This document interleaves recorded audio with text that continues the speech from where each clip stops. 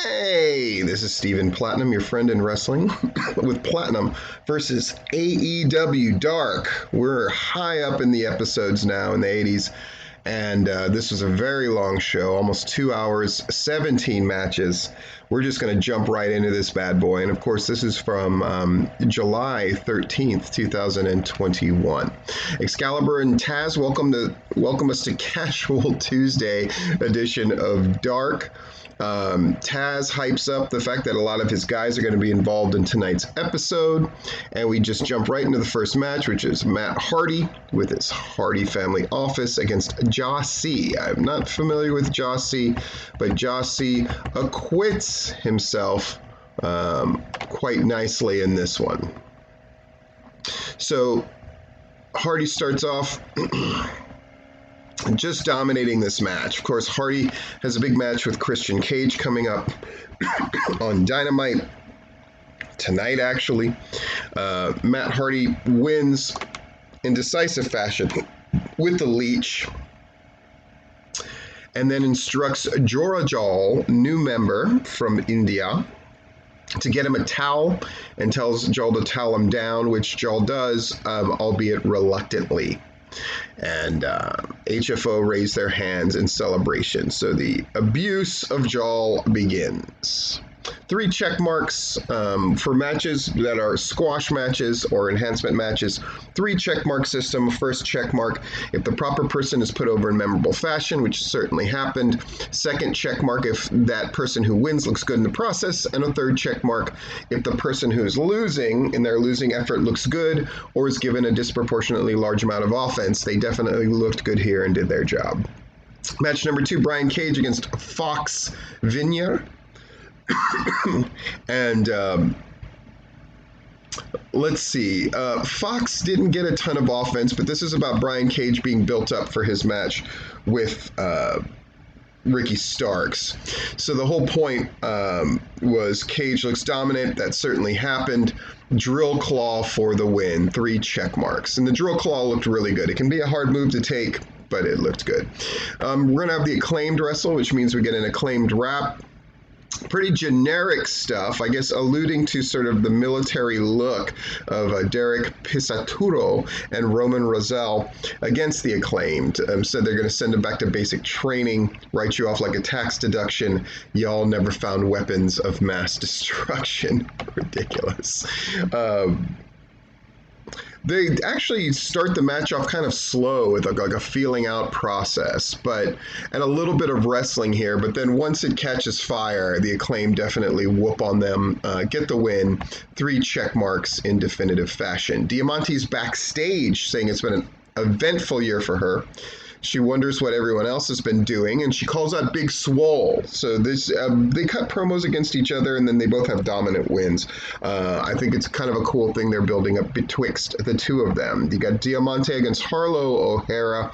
Harlow O'Hara tatted up, looks cool, but Diamante, this is about Diamante looking dominant, and Diamante most certainly does, and then taps her out with a half straightjacketed submission. So a lot of the women in AEW kind of going to these submission finishers, which I think is cool. It's a distinct thing, different than most of the guys do.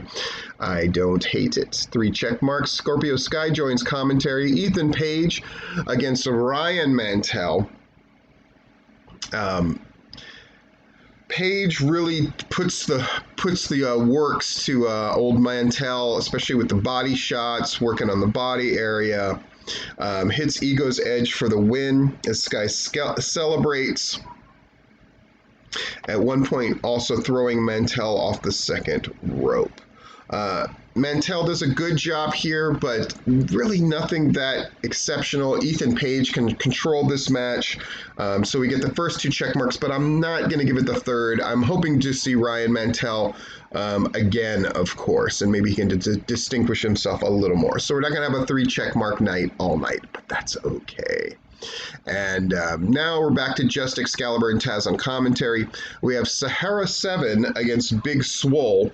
Sahara 7 does a good job with Swole here, and Swole's timing is getting better, and stuff looks good. And I really like that clover leaf that she uses for the win. I think it looks really good. 3 check marks, moving on. And then Swole grabs the mic. Talks about Diamante kind of calling her out. Keep my name out of your mouth or my foot will be in your ass. And that's enough for a feud in 2021. Dante Martin against RSP?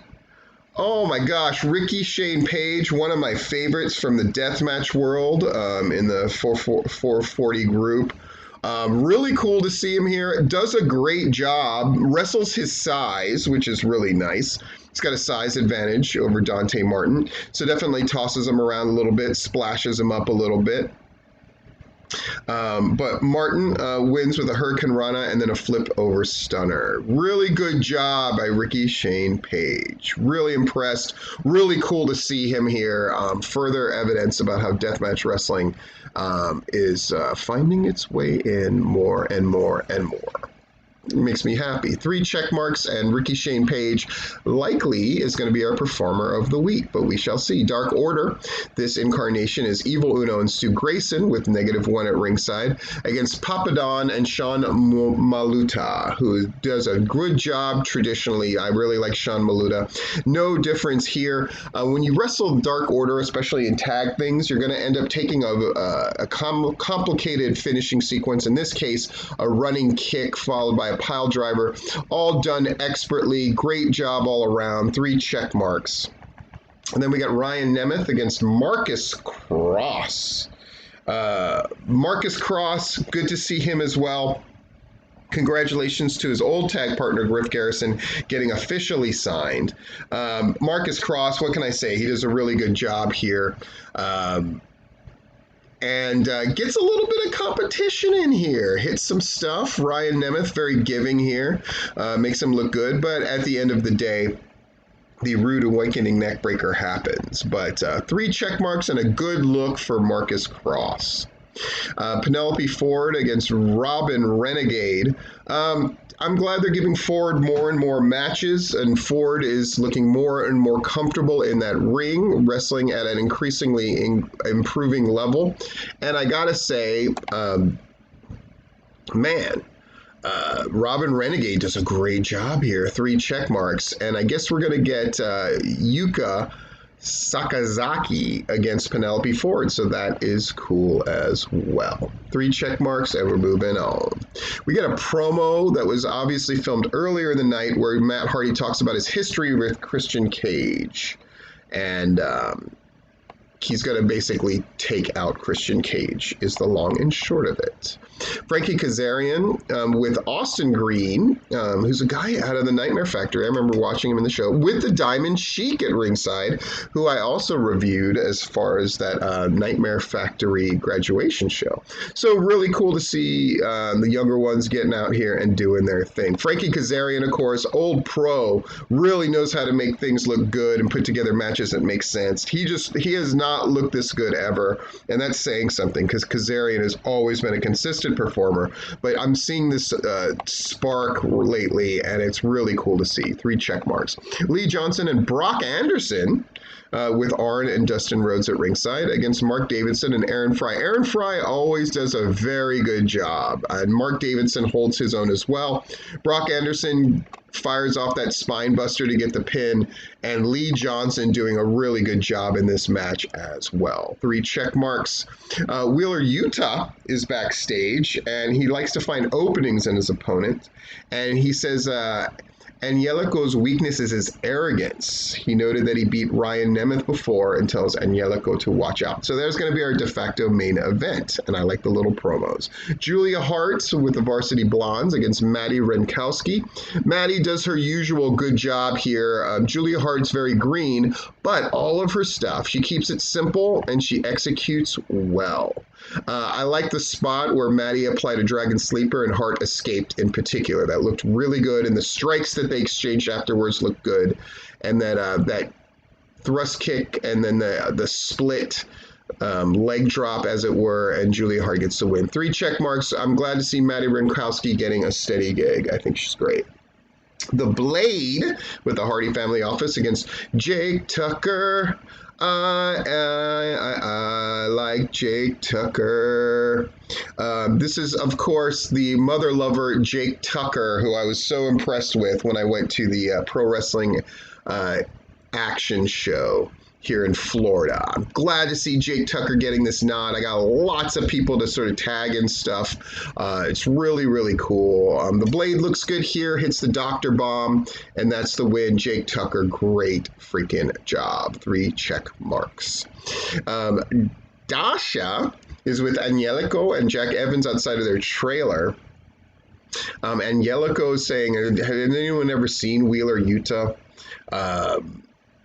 And Evans says Utah has a strong technical prowess, but Angelico says it doesn't matter. He's going to win tonight. Lots of little promos setting up matches for later, and I just really like this Dark episode. It's my favorite one. If it wasn't so bleeding long, holy moly.